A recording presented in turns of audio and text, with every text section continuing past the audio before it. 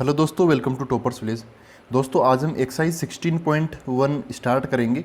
इस एक्सरसाइज 16.1 को करने से पहले एक बार आप ज़रूर पिछला वाला जो वीडियो है ना, जिसकी लिंक आपको ऊपर इधर आई की तरफ मिल जाएगी, वो एक बार ज़रूर देख लेना, क्योंकि उसके अंदर मैंने बेसिक सारी चीज़ें कवर करने की कोशिश की थी। इवन अपने जो दो डाइस होती है या फिर जो कार्ड सिस्टम होता है, उन सबको भी मैंने समझाने की कोशिश की है। ठीक है, तो प्लीज़ एक बार वो आप ज़रूर देख लेना। उसमें मतलब जो भी छोटे मोटे कंसेप्ट है ना, अलग अलग केसेज है, वो मैंने सब कुछ बता रखा है। एक्सरसाइज 16.1 के अंदर सैम्पल स्पेसेस का जिक्र हुआ है। सैम्पल स्पेस क्या होता है? Set of all possible outcomes, जो भी हम काम करते हैं उससे क्या क्या रिजल्ट हमें मिल सकता है, उन सभी का कलेक्शन मतलब सेट। तो सभी क्वेश्चंस में सैम्पल स्पेस ही हमें निकालते रहना है। तो अब यहाँ पर स्टार्ट कर लेते हैं बस 16.1, इसके अंदर और कुछ ज़्यादा है नहीं।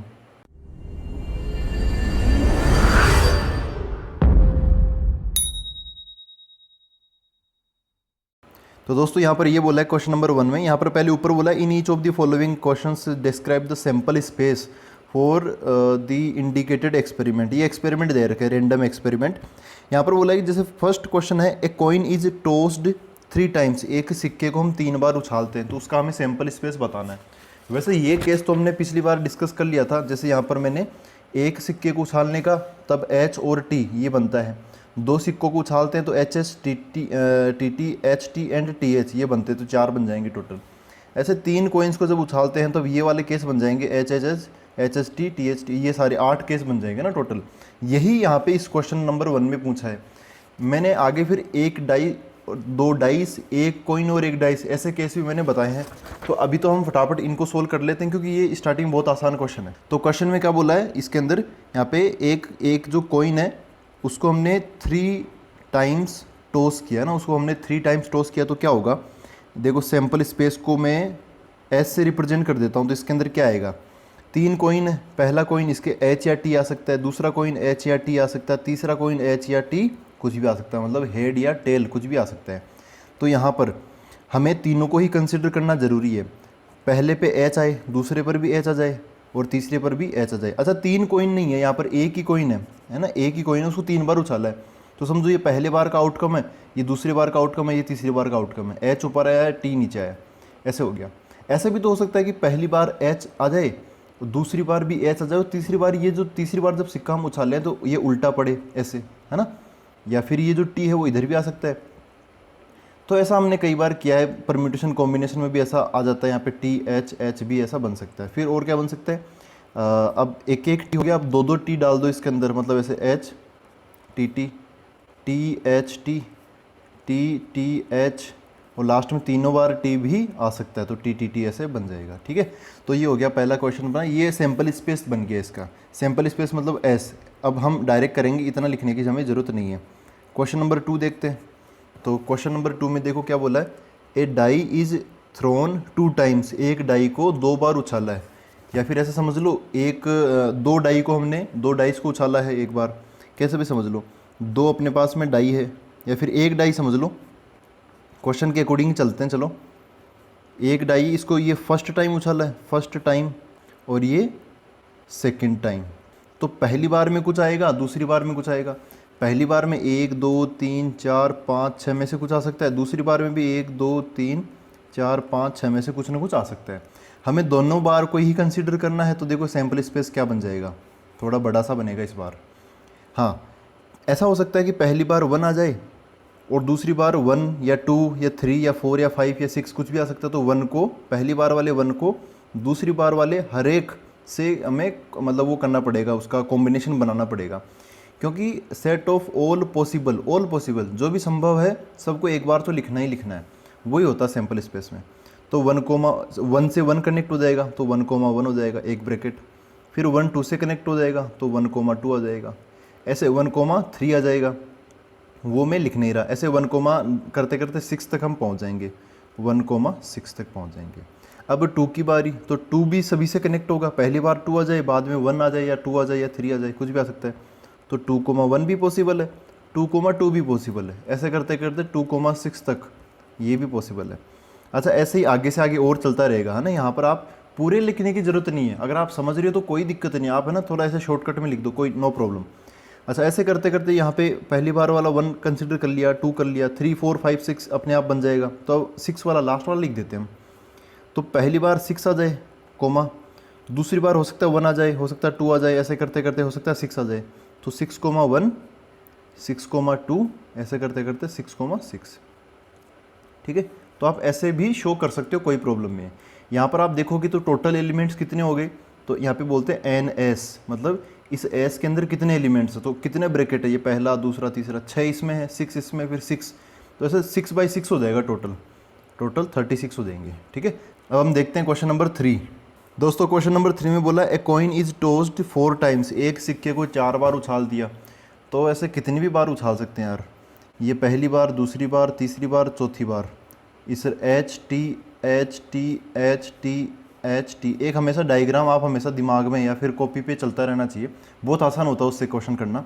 देखो सैम्पल स्पेस मैं बना लेता हूँ, एस बराबर क्या आएगा, सबसे पहले देखो 4 बार उछाला ना, तो पहली बार की रीडिंग, दूसरी बार की, तीसरी बार की, चौथी बार की, हर टाइम की रीडिंग यहाँ पे ज़रूरी है। तो पहली बार की रीडिंग एच, जब तक आप यहाँ से लेके वहाँ तक नहीं पहुँच पाते तो आप फिर कोमा मत लगाना बीच में। तो इसका एच लिख लिया, उसका भी एच लिख लिया, इसका भी एच लिख लिया, उसका भी एच हमने लिख लिया। अब यहाँ से लेके वहाँ तक पहुँच गए, अब आप कोमा लगा दो।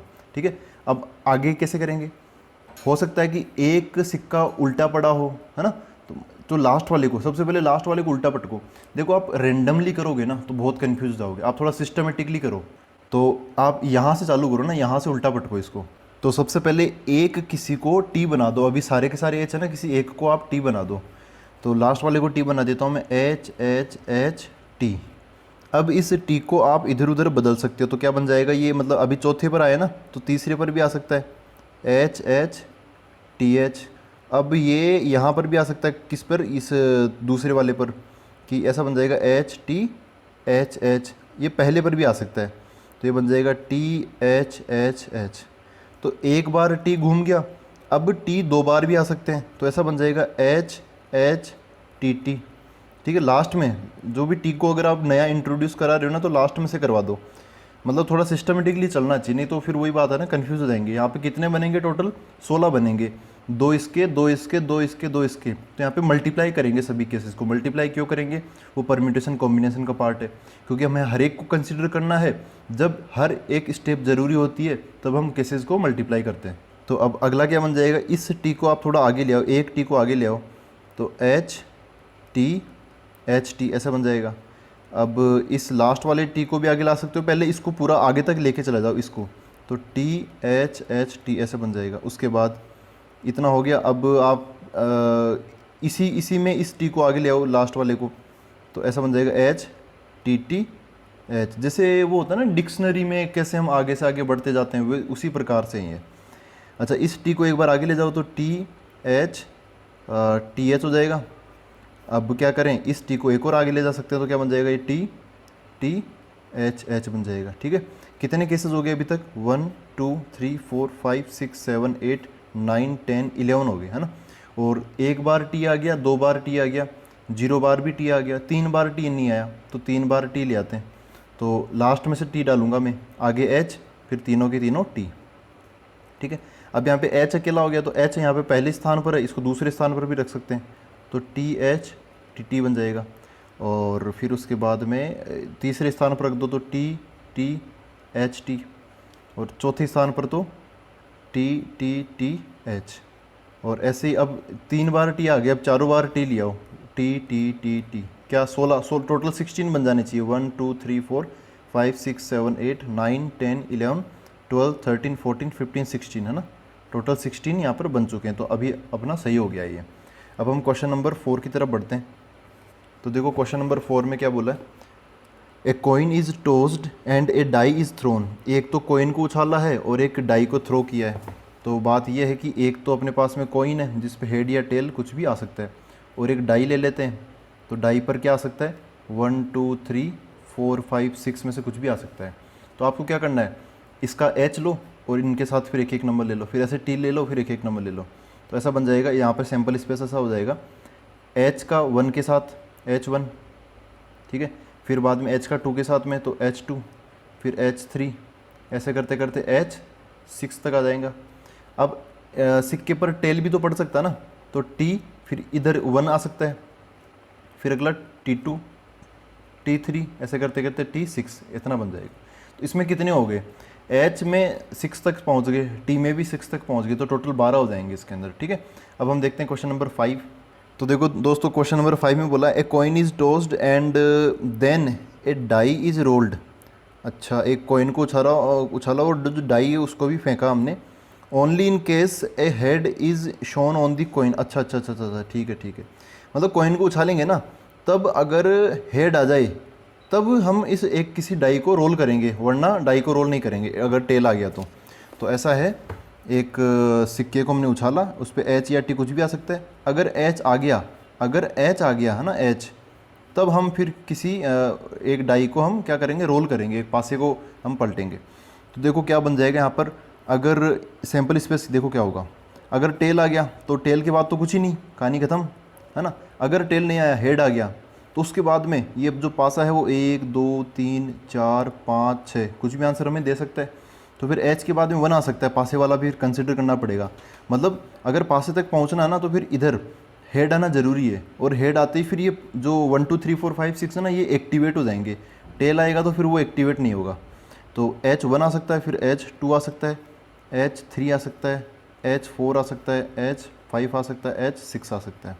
H अकेला नहीं आएगा, क्योंकि H के बाद में तो फिर हमें पासा उछालना ही पड़ेगा। अब हम देख लेते हैं question number 6।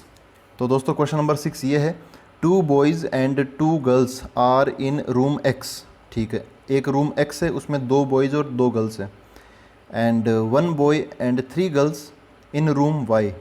Specify the sample space for the experiment in which a room is selected and then a person. अच्छा, अपने पास में 2 रूम है X और Y, तो उनके अंदर कैसे कैसे हैं वो यहाँ पे दे ही रखा है। हमें यहाँ पे ऐसे बताना है कि रूम, पहले रूम सेलेक्ट करते हैं, फिर बाद में पर्सन सेलेक्ट करेंगे।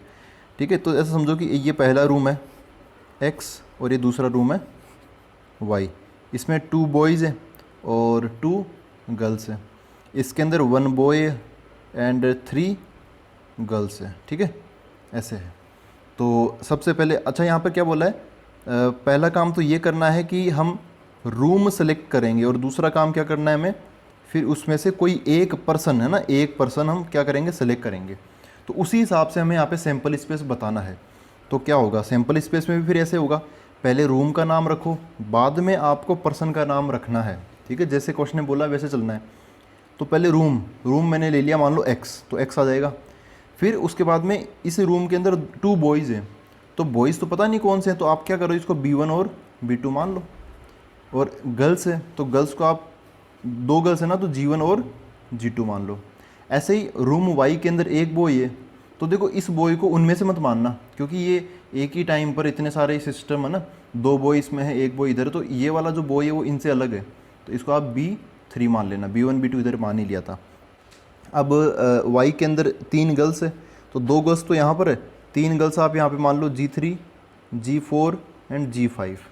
अब ठीक है, तो अब हमें जैसे यहाँ पे X रूम सेलेक्ट कर लिया, तो ये बॉय 1 आ सकता है, तो X के साथ में क्या आ जाएगा, B1 आ जाएगा, या फिर X के साथ में क्या आ जाएगा, B2, या फिर X के साथ में G1, मतलब रूम X के साथ में गर्ल 1, और उसके बाद में X G2, ऐसे हो जाएंगे। ठीक है, तो X का काम हो गया। अब रूम Y भी आ सकता है ना, रूम सेलेक्ट करें तो Y भी तो सेलेक्ट कर सकते हैं, Y वाला रूम भी तो आ सकता है, तो Y। अच्छा, उसके बाद में हम B3, ये इसका वाला जो एक बॉय है वो हम ले सकते हैं, Y B3, Y G3, Y के बाद में G3, फिर Y के बाद में कितना G4, और Y के बाद में लास्ट में G5, ऐसे ऐसे हो सकता है।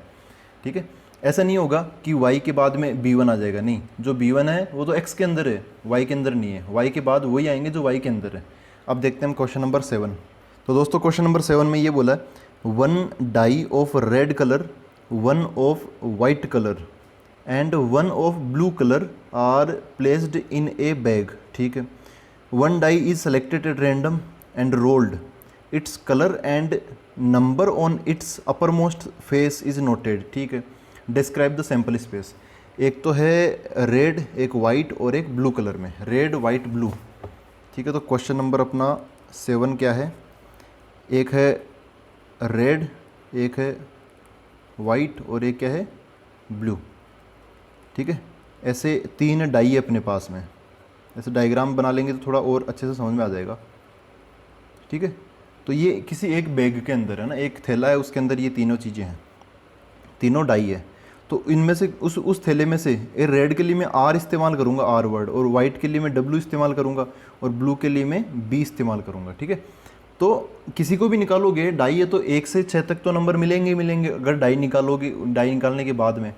लेकिन डाई निकालने से पहले आपको उसको कलर तो बताना ही पड़ेगा। तो देखो सैम्पल स्पेस क्या बनेगा, देखो अगर आपने रेड वाला निकाल लिया तो रेड आपको आर लिखना पड़ेगा। उसके बाद में इसको आप निकालोगे तो फिर यहाँ पे उछालोगे, तो ऊपर 1 भी आ सकता है, 2 भी आ सकता है, 3 भी आ सकता है, वो तो पता ही आपको, कुछ भी आ सकता है। तो आर कलर भी मेंशन करना है, और उसके बाद में उसको उछालने के बाद में जो नंबर आएगा ऊपर वो भी मेंशन करना है। तो आर के बाद में 1 आ सकता है, रेड सेलेक्ट करने के बाद में 2 भी आ सकता है, 2 मतलब उसके ऊपर, उसको रोल करने के बाद ऐसे R3 भी हो सकता है। ऐसे करते करते R6 तक हम जा सकते हैं, कोमा। वाइट वाली जो डाई है वो भी तो आ सकती है ना, मतलब वाइट वाला जो पासा है वो, तो W के बाद में 1 आ जाएगा। फिर उस पासे को निकाल के क्या करेंगे, उसको उछालेंगे, फिर जो नंबर आए उसको भी हमें लिखना पड़ेगा, W2, W3, ऐसे करते करते W6 तक आ जाएगा। ऐसे ब्लू वाला भी बन सकता है, तो blue 1, blue 2, blue 3, ऐसे करते करते blue 6, अच्छा सॉरी यहाँ पे B आ जाएगा, B, और यहाँ पर B6 आ जाएगा। ठीक है, तो 6 इसमें, 6 इसमें, 6 इसमें, टोटल 18 यहाँ पर बन जाएंगे। अब हम देखते हैं क्वेश्चन नंबर 8। देखो दोस्तों, क्वेश्चन नंबर 8 ये है, an experiment consists of recording boy girl composition of families with 2 children. मतलब जो भी जितनी भी फैमिलीज़ है उनको हम थोड़ा स्टडी कर रहे हैं, रिकॉर्ड कर रहे हैं बॉय और गर्ल के कॉम्बिनेशन को। और हमें हाँ ये है कि विद 2 चिल्ड्रन, मतलब उन्हीं फैमिलीज़ को हम स्टडी कर रहे हैं जिनके 2 चिल्ड्रन हैं, 2 बच्चे हैं। तो यहाँ पर फर्स्ट पार्ट में क्या बोला है, what is the sample space if we are interested in knowing whether it is a boy or girl in the order of their births. मतलब उनके जन्म के हिसाब से भी हमें बताना है कि बॉय है या गर्ल है, दोनों के कॉम्पोजिशन क्या है वो हमें बताना है। ठीक है, तो देखो फर्स्ट पार्ट, ये बात तो निश्चित है। यहाँ पे ये क्या बोला कि we are interested in knowing, हमें जानने में उत्सुकता है, मतलब हम जानना चाहते हैं, इंटरेस्ट है। तो क्या जानना चाहते हैं कि weather it is a boy or girl, तो हमें BG, मतलब B फॉर बॉय और G फॉर गर्ल, हम ऐसे लेके चलेंगे, है ना, B for boy and G for girl हम लेके चलेंगे। और 2 ही चिल्ड्रन, तो यहाँ पे ऐसे नहीं कि 2 से ज़्यादा हमें ले सकते हैं ना। तो देखो सैम्पल स्पेस पहले वाले में क्या बनेगा, हमें बॉय और गर्ल बताना है उनके बर्थ के हिसाब से। तो बड़ा वाला बॉय हो सकता है और छोटा वाला भी बॉय हो सकता है ना, या फिर बड़ा वाला बॉय और छोटे वाले क्या हो जाए, गर्ल, या फिर बड़ी गर्ल हो जाए और छोटा बॉय, या फिर दोनों गर्ल्स हो सकती है, G एंड G, है ना, बड़ी और छोटी दोनों गर्ल्स। तो ये बन जाएगा सैम्पल स्पेस, जैसा कि क्वेश्चन नंबर 1 के जो पार्ट 1 है ना उसके अकॉर्डिंग। मैं फिर से क्वेश्चन रिपीट कर देता हूँ। यहाँ पर बोला है, what is the sample space if we are interested in knowing whether it is a boy or girl in the order of their births. इसका मतलब यहाँ पर ये, अगर ये बर्थ वाला नहीं बोलता ना, है ना, अगर ऐसे नहीं बोलता in the order of their birth, अगर ये स्टेटमेंट नहीं होता, तब फिर यहाँ पे BG और GB ये 2 कॉम्बिनेशन है ना, 2 इन, ये दो नहीं आते, फिर एक ही आता है इनमें से। जैसे इसमें क्या है, एक बॉय और एक गर्ल है, इसमें भी एक बॉय और एक गर्ल है। तो फिर क्या होता है, फिर ऐसे ऐसे आ जाता है, दोनों बॉयज़, एक बॉय एक गर्ल, या फिर दोनों गर्ल्स, ऐसे बन जाता। ठीक है, लेकिन यहाँ पर ऑर्डर ऑफ देयर बर्थ, मतलब बड़ा या छोटा, उसमें भी तो अंतर हो जाएगा ना, बड़ी बहन है या फिर बड़ा भाई है, ऐसे। तो ये हो गया फर्स्ट पार्ट। इसके बाद में सेकंड पार्ट में देखो क्या बोला है। सेकंड पार्ट में बोला है, what is the sample space if we are interested in the number of girls. अच्छा, पहली बार हम किस में इंटरेस्ट रखते थे कि वो बॉय है या गर्ल है, उनके बर्थ के हिसाब से बताओ, बड़ा छोटा वो भी हमें बताना है। लेकिन सेकंड पार्ट में क्या बोला है, हमें नंबर ऑफ़ गर्ल्स में इंटरेस्टेड है, हम number of girls in the family, मतलब गर्ल्स कितनी है ये हमें बताना है। तो इस बार गर्ल्स कितनी है, मतलब यहाँ पर क्या आएंगे, कोई ना कोई नंबर आएगा। क्वेश्चन में क्या बोला है, we are interested in the number of girls, number of girls. हमें ये नहीं बताना है कि बॉय मतलब बड़ा छोटा कौन है ये नहीं बताना ना, हमें नंबर ऑफ गर्ल्स बतानी है।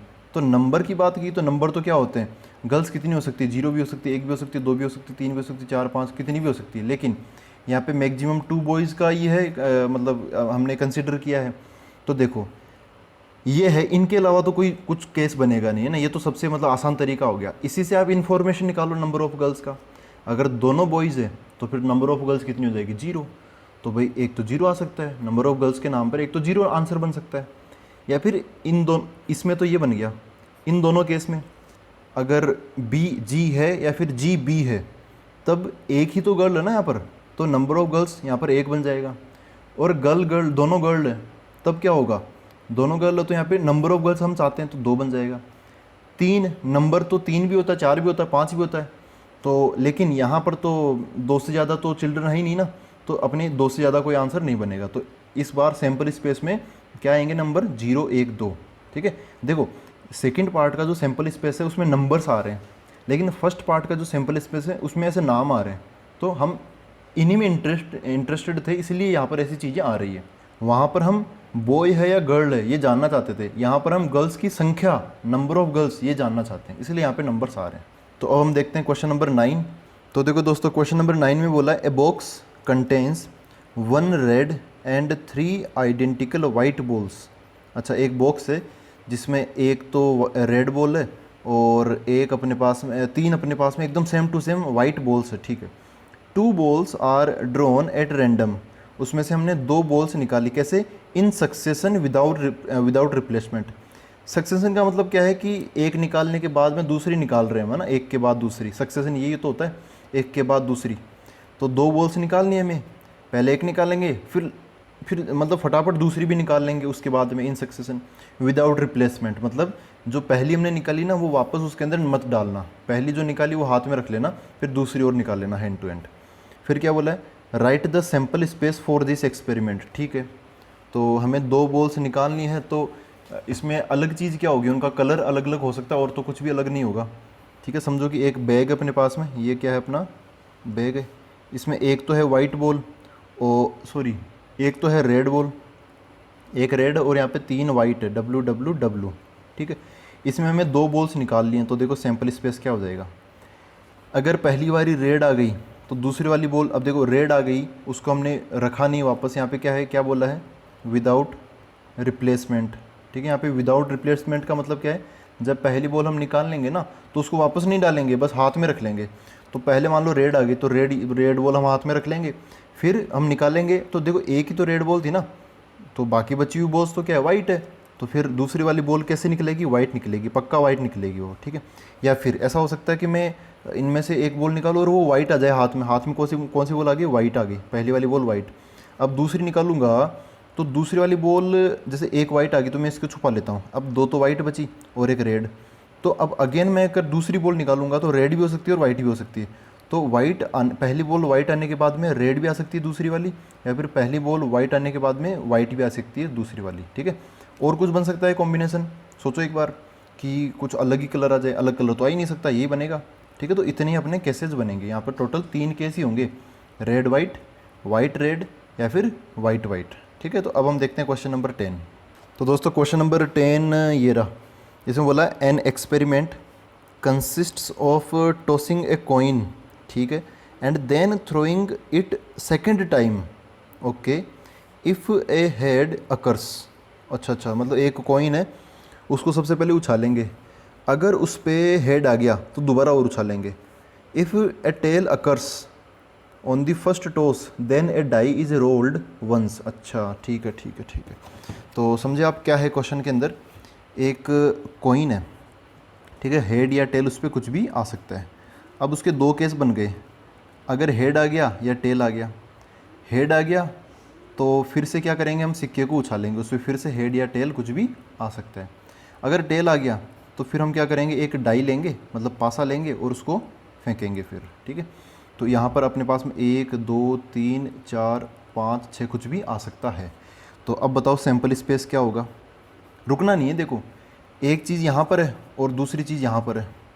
ठीक है, ये तो बीच में ऐसे ही है, तो यहाँ से हमें यहाँ तक सब कुछ कंसिडर करना पड़ेगा, मतलब इधर भी आ सकते हैं एक ये लेवल है, एक समझो कि इधर ये लेवल है और इधर ये अपना लेवल है ऐसे। तो सबसे पहले सबसे पहले तो सिक्के को ही उछाल लेंगे, तो फिर मैं या तो एच लिखूंगा या टी लिखूंगा, है ना। तो एच आ सकता है, ठीक है। अच्छा एच आएगा तो फिर ये जो अपना रास्ता ना वो दूसरी बार सिक्के की तरफ ही चला जाएगा। तो इस एच के बाद में फिर हम सिक्के को उछालेंगे, तो सिक्के पर फिर से एच आ सकता है ना। या फिर एच के बाद में फिर टी आ सकता है, तो एच टी बन जाएगा ऐसे। लेकिन अगर पहली बार में रास्ता अलग हो गया, दूसरे रास्ते में निकल पड़े, तो वो देखो कैसे आएगा। अगर इस सिक्के को उछालेंगे टेल आ गया, तो फिर हमें पासे को फेंकना पड़ेगा, फिर सिक्के को नहीं फेंकना पड़ेगा, है ना। रास्ता इधर पासे की तरफ चला गया, तो फिर टी के बाद में पासे पर 1 आ सकता है, तो T1। या फिर टी के बाद में पासे पर 2 आ सकता है, T2। देखो T1 लिखने के बाद में ऐसे नहीं कि आप 2 3 4 5 6 लिख दो, नहीं, हर बार टी के बाद में ही नंबर लिखना पड़ेगा, टी के बाद में ही पासे वाली चीज़ लिखनी पड़ेगी। फिर T3 आ सकता है, T4 आ सकता है, T5 आ सकता है, T6 आ सकता है, ठीक है। कोमा वहीं पे लगाओ जब आप यहाँ से लेके यहाँ तक नहीं पहुँच जाते, उसके बाद में कोमा लगाओ। जैसे T1 है तो यहाँ T आ गया, फिर ये 1 ले लिया, है ना। अब T और 1 दोनों लिख लिया मैंने, फिर बाद में कोमा लगाओ। ऐसे नहीं T और 1 के बीच में भी आप कोमा लगा रहे हो, वो चीज़ गलत होगी। तो ये हो गया अपना क्वेश्चन नंबर 10। सैम्पल स्पेस ये बन जाएगा, कितने एलिमेंट हो गए, 2 तो ये और 6 ये, टोटल 8 एलिमेंट हो जाएंगे इसमें। अब देखते हैं क्वेश्चन नंबर 11। तो देखो क्वेश्चन नंबर 11 में क्या बोला है, suppose 3 balls are selected at random from a lot. 3 bulb, sorry ball नहीं बल्ब है। Each bulb is tested and classified as defective मतलब डी और नॉन डिफेक्टिव मतलब N. Write the sample space for this experiment. तो ये तो बहुत आसान क्वेश्चन है। 3 बल्ब, या तो वो डी होगा या एन होगा, मतलब या तो कोई भी बल्ब डिफेक्टिव होगा या नॉन डिफेक्टिव होगा। तो ये तो वही बात हो गई। देखो डी या एन है ना, 2 ही तो ऑप्शन है। तो जैसे हम सिक्के को उछालते थे वैसे यहाँ पर क्या इस बार बल्ब है, समझो कि एक बल्ब ये है, दूसरा बल्ब ये है एंड तीसरा बल्ब ये है, ठीक है। तो ये डी या एन कुछ भी हो सकता है। ऐसे ये भी डिफेक्टिव या नॉन डिफेक्टिव कुछ भी हो सकता है, and defective and non defective ऐसे है। तो ये वही बात है, एक सिक्के को उछालते तो हेड या टेल, हेड या टेल, हेड या टेल आ सकता है। तो जो सिक्के वाले 3 सिक्के वाला केस था ना, वो यहाँ पर 3 बल्ब वाला केस सेम टू सेम है।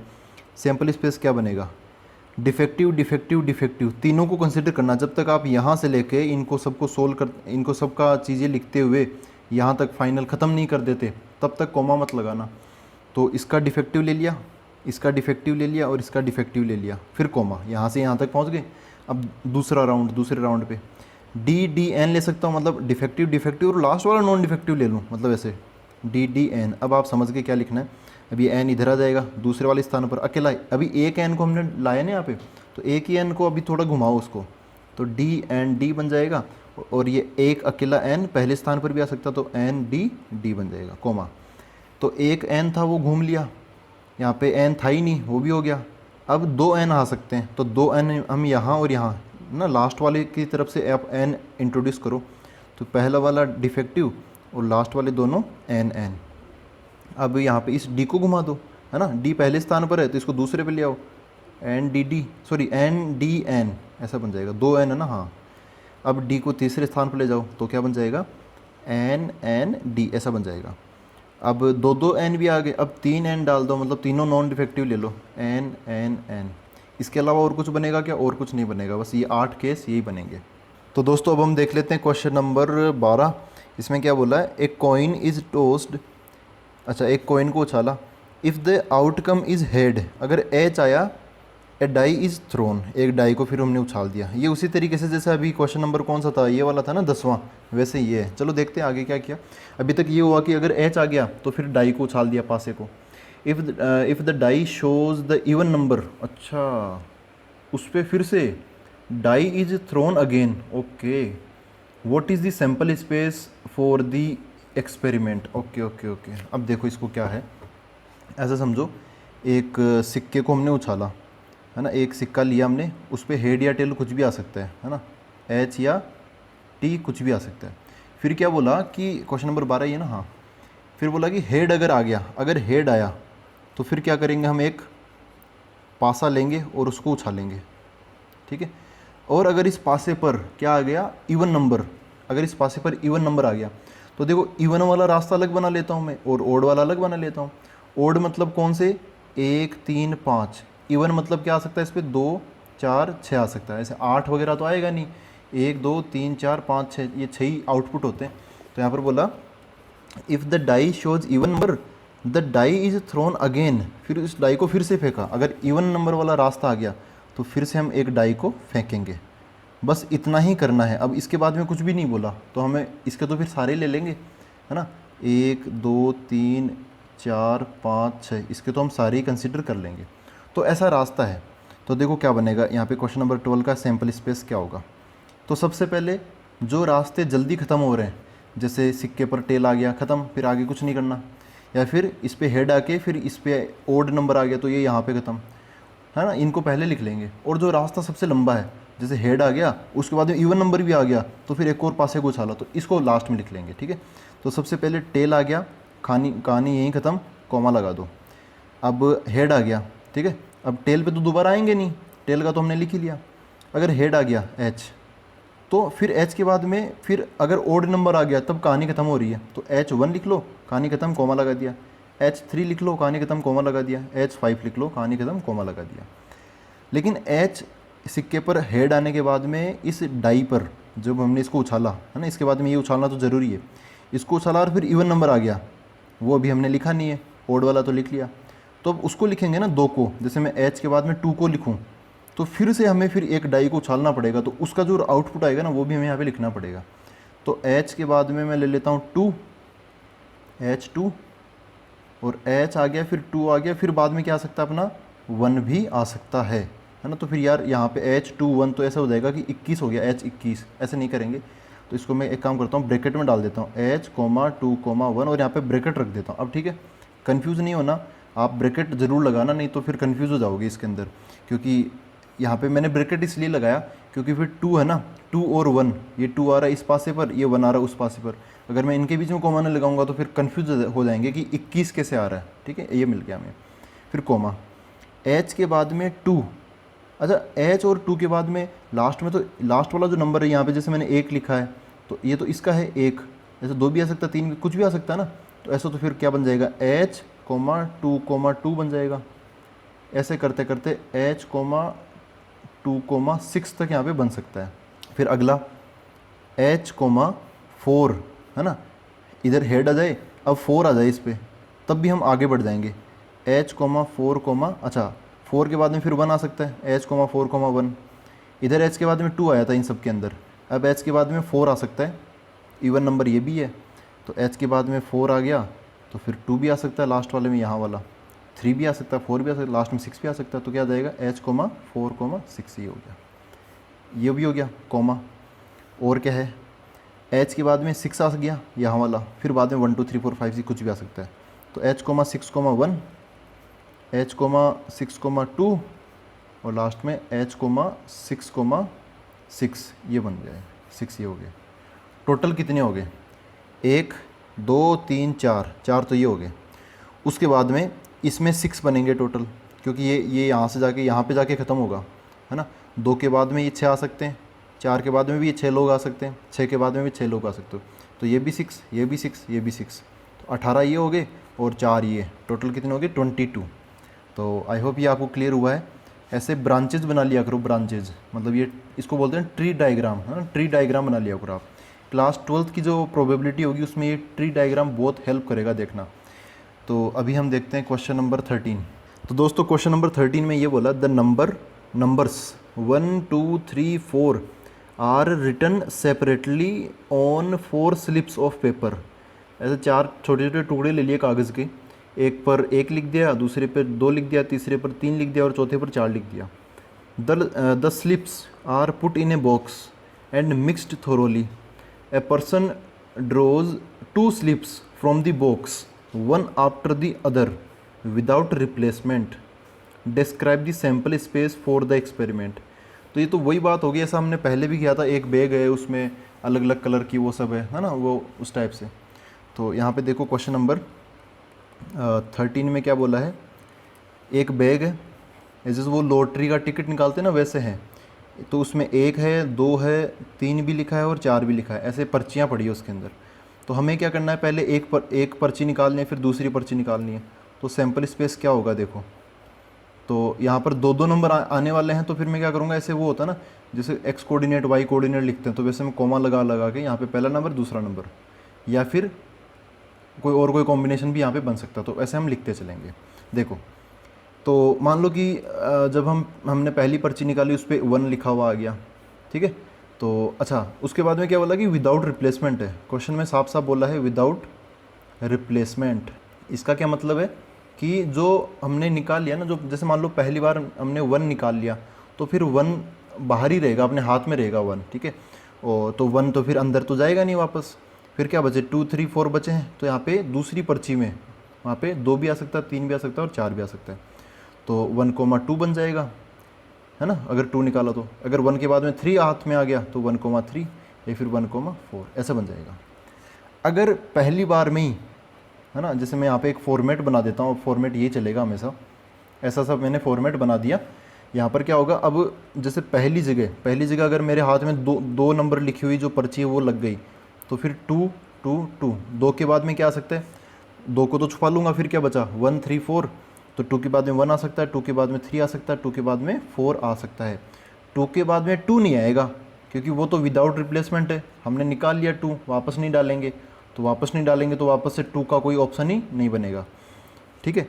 अब पहली पर्ची पर 3 भी लिखा हुआ आ सकता है, अगर पहली पर्ची पर 3 लिखा हुआ आ गया तो फिर दूसरी पर्ची पर 1 2 या 4 इनमें से कुछ भी आ सकता है।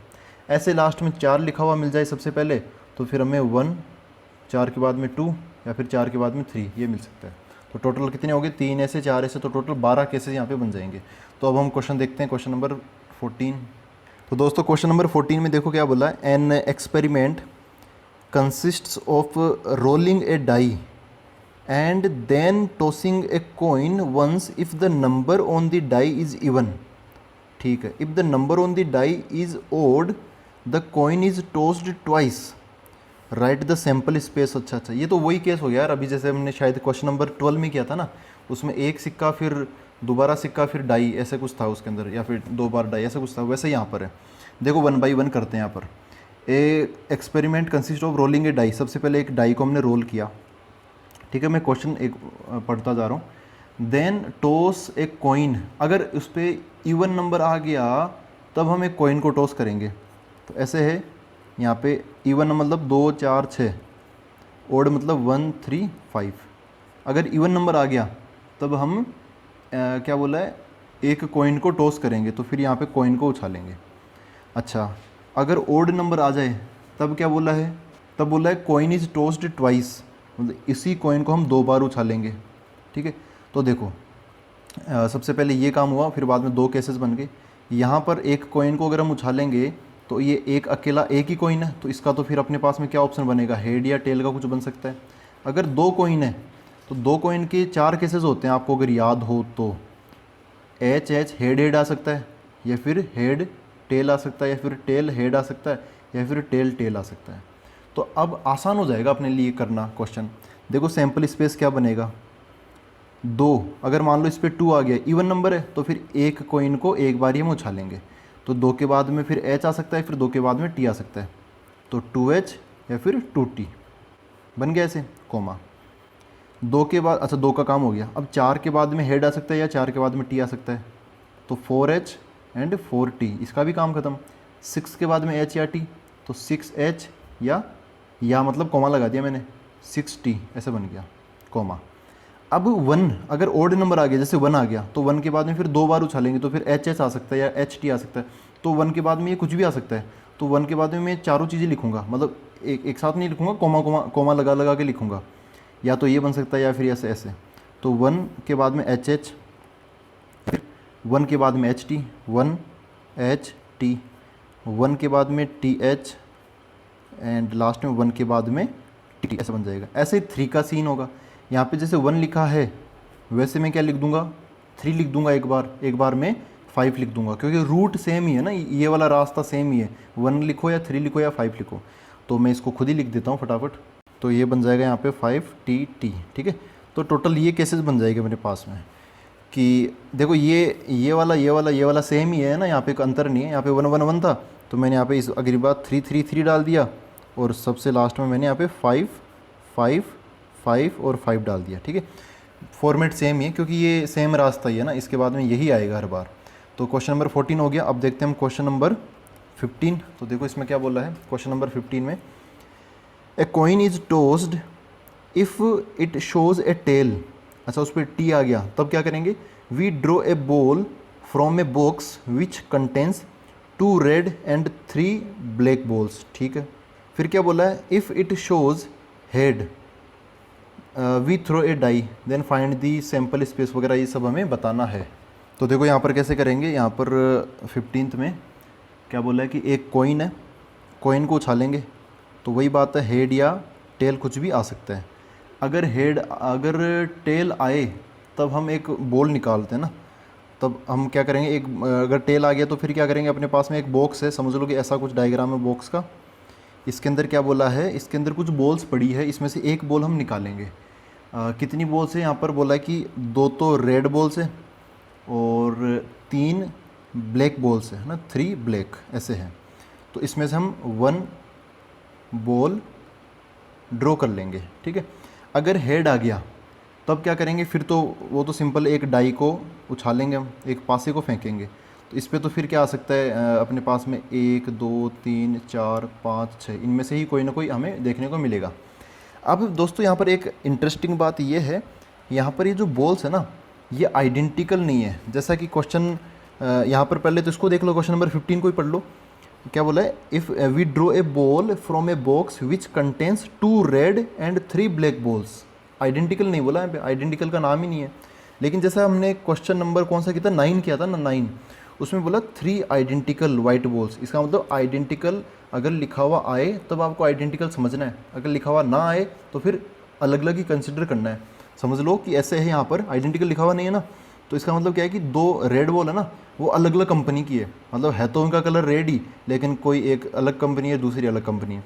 ऐसे 3 ब्लैक बॉल्स है, तो सब अलग अलग है, मतलब कोई अलग, कोई रबर की है या फिर कैसे भी समझ लो। तीनों का कलर जो है वो ब्लैक ही है, लेकिन कंपनी अलग अलग है। तो कंपनी अलग अलग है तो फिर तो हम तीनों को अलग अलग ही कंसिडर करेंगे, मतलब ये सब अलग अलग ही है, कोई सेम नहीं है, बस कलर का बता दिया तो उससे कन्फ्यूज़ नहीं होना। तो देखो क्या करेंगे, यहाँ पे सैम्पल स्पेस क्या बनेगा। सबसे पहले इसको निपटा लेते हैं, ये आसान है। H के बाद में 1 2 3 4 5 6 कुछ भी आ सकता है, तो H1 H2 H3 H4 H5 and H6 ये बन जाएगा, कॉमा। टेल के बाद में एक बॉल निकालनी है, वो एक बॉल हो सकती है रेड वाली हो सकती है ब्लैक वाली हो, है ना। रेड में भी अलग अलग कंपनी की हो सकती है, तो मैं ऐसे बोल दूंगा, यहाँ पे जो रेड बॉल्स है ना, इनको मैं मान लेता हूँ रेड 1 एंड रेड 2, है ना, रेड फर्स्ट रेड सेकंड ऐसे। और जो ब्लैक है उनको भी मैं 3 मान लूँगा, black 1 black 2 black 3, B1 B2 B3 ऐसे। तो टेल के बाद देखो क्या कहानी है, टेल के बाद में रेड बॉल पर आते सबसे पहले, तो टी के बाद में रेड वाली पहली बॉल निकाल लूँ R1 या फिर TR2, ये अलग अलग बॉल्स है।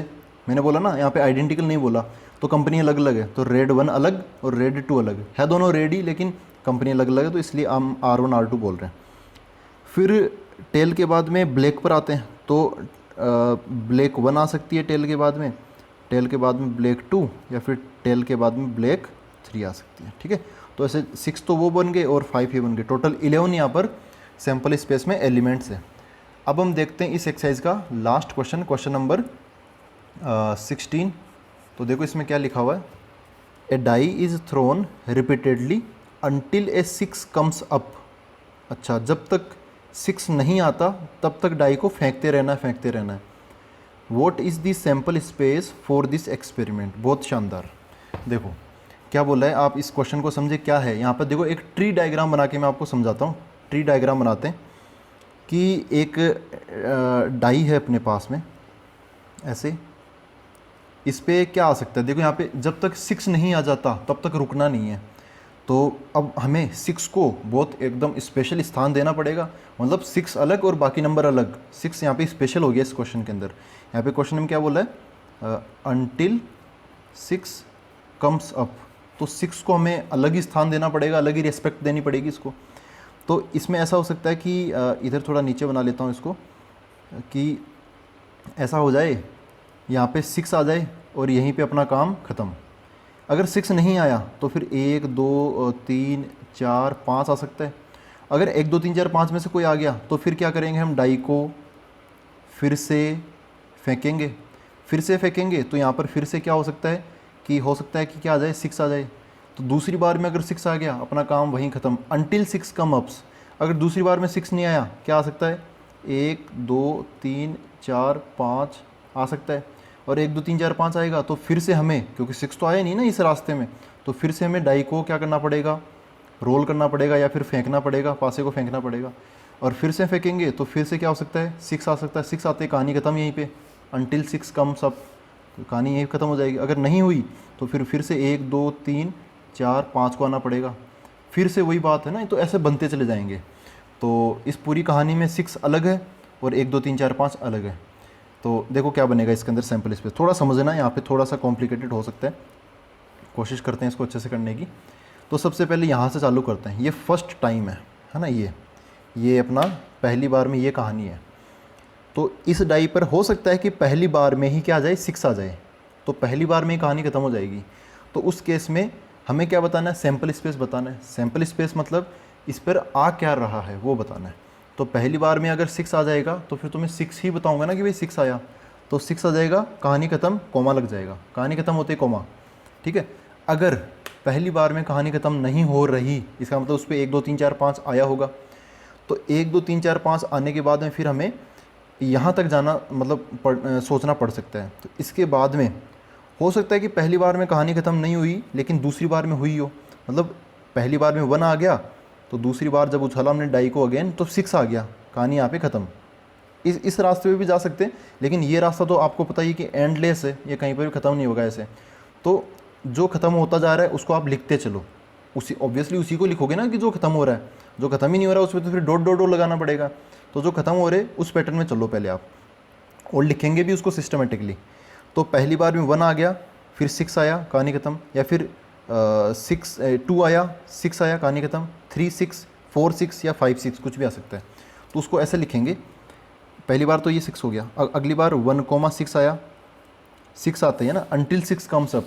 तो 6 पे हमेशा जो भी मैं यहाँ पे जो मेन कॉमा लगाऊंगा उससे पहले आपको 6 ही देखने को मिलेगा, क्योंकि यहाँ पे कॉमा लगाने का मतलब ये है कि ये केस ख़त्म कब होगा, 6 आएगा तब।